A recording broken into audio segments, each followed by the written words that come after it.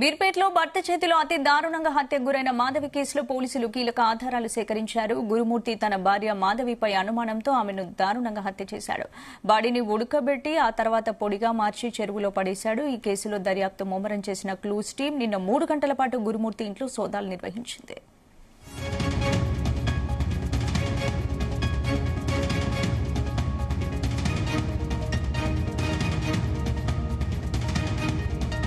గురుమూర్తి ఇంట్లో శరీర అవయవాలు కాల్చిన ఆనవాళ్లను పోలీసులు సేకరించారు. ఆ కాల్చిన ఆనవాళ్లలో డీఎన్ఏ సేకరించిన పోలీసులు ఆ డీఎన్ఏతో గురుమూర్తి పిల్లల డీఎన్ఏ టెస్ట్ చేయాలని నిర్ణయించారు. గురుమూర్తి ఇంట్లో దొరికిన డీఎన్ఏతో పిల్లల డీఎన్ఏ మ్యాచ్ అయితే పోలీసులు ఈ కేసులో కీలక పురోగతి సాధించినట్లే. గురుమూర్తి హత్య చేయడానికి ఉపయోగించిన పలు వస్తువులను కూడా పోలీసులు శుక్రవారం స్వాధీనం చేసుకున్నారు.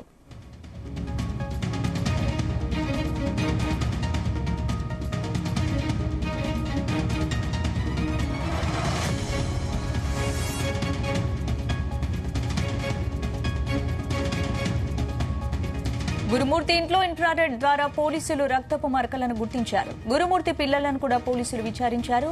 సంక్రాంతి పండగకి ఊరెళ్లి వచ్చిన తర్వాత ఇంట్లో దారుణమైన వాసన వచ్చిందని వారు పోలీసులకు తెలిపారు. అమ్మ ఎక్కడా అని అడిగితే నాన్న మౌనంగా ఉన్నాడని చెప్పారు. ఇదిలా ఉండగా కేసు విచారణలో గురుమూర్తి పోలీసులకు చుక్కలు చూపిస్తున్నట్లు తెలుస్తోంది.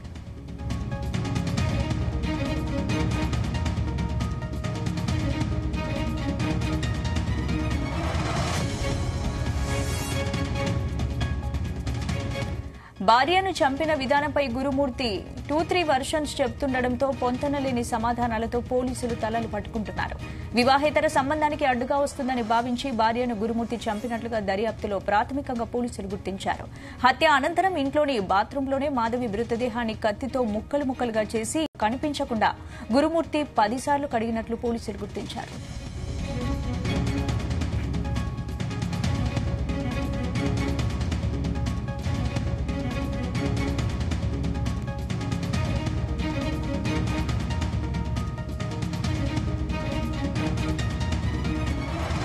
ఇదే అంశానికి సంబంధించి పూర్తి అప్డేట్స్ మా క్రైమ్ బ్యూరో చీఫ్ రవితేజ అందిస్తారు. రవితేజ, బీర్పేట్ కేసులో నిన్న రాచకొండ సిపి కూడా నేషనల్ క్లూస్ టీమ్స్ ని ఉపయోగించి టెక్నాలజీతో ఈ కేసు ని డిటెక్ట్ చేయబోతా ఉన్నామన్న ఒక విషయాన్ని కూడా మీడియాకు అఫీషియల్ గా రాచకొండ సిపి తెలియజేయడం జరిగింది. అదే టెక్నాలజీని ఉపయోగించుకొని ఇప్పటి వరకు హత్య కేసులో ఎలాంటి ఎవిడెన్స్ సేకరించకపోవడంతో దీన్ని హత్యగా ఎలా మార్చాలి, హత్యగా ఎలా ప్రూవ్ చేయాలి అనే దానిపై మాత్రం పోలీసులు కొంత కన్ఫ్యూజన్ ఉన్నటువంటి క్రమంలో నిన్న ఇన్ఫ్రారెడ్ టెక్నాలజీ ద్వారా గురుమూర్తి ఇంట్లో భార్యను చంపినటువంటి విధానానికి సంబంధించి అటు బాత్రూమ్ నుంచి హాల్ వరకు కిచెన్ వరకు కూడా ఇన్ఫ్రారెడ్ టెక్నాలజీని ఉపయోగించి పోలీసులు టెక్నికల్ టీమ్స్ అన్ని కూడా ఇన్ఫ్రారెడ్ డివైస్ ద్వారా ఎక్కడ రక్తపు మరకలు ఉన్నాయనే దానిపై కూడా గుర్తించి వాటి నుంచి శాంపుల్స్ తీసుకొని డిఎన్ఏ కలెక్ట్ చేసి అది ఫోరెన్సిక్ ల్యాబ్ కి పంపినట్టుగా తెలుస్తుంది.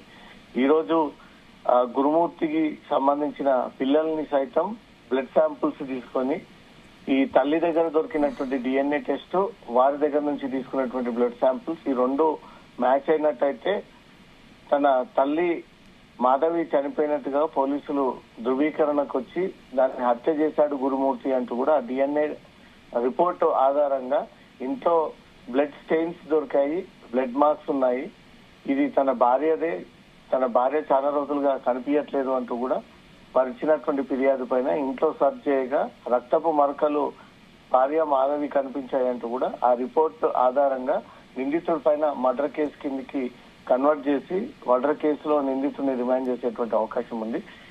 నిందితుడిని ఎన్నిసార్లు విచారించినా రకరకాల వర్షన్స్ లో తను చంపాల్సి వచ్చింది, చంపాను, ఒకసారి అమ్మాయితో ఉన్నటువంటి అక్రమ సంబంధాన్ని మనసులో పెట్టుకుని అడ్డుగా ఉన్నటువంటి భార్యను తొలగించడానికి ఇలా చేస్తున్నాను ఒకసారి, రెండోసారి క్షణికావేశంలో దాడి చేయడంతో చనిపోయిందని, మూడోసారి కావాలనే చంపి ఈ శరీర భాగాలని కూడా విడి పార్ట్స్ గా చేసి తీసుకెళ్లి చెరువులో పడేశానంటూ కూడా రకరకాలుగా అతని సమయం సందర్భాన్ని బట్టి తోచిన విధంగా రకరకాల విచారణల్లో ఈ విషయాలను వెల్లడిస్తా ఉన్నారు.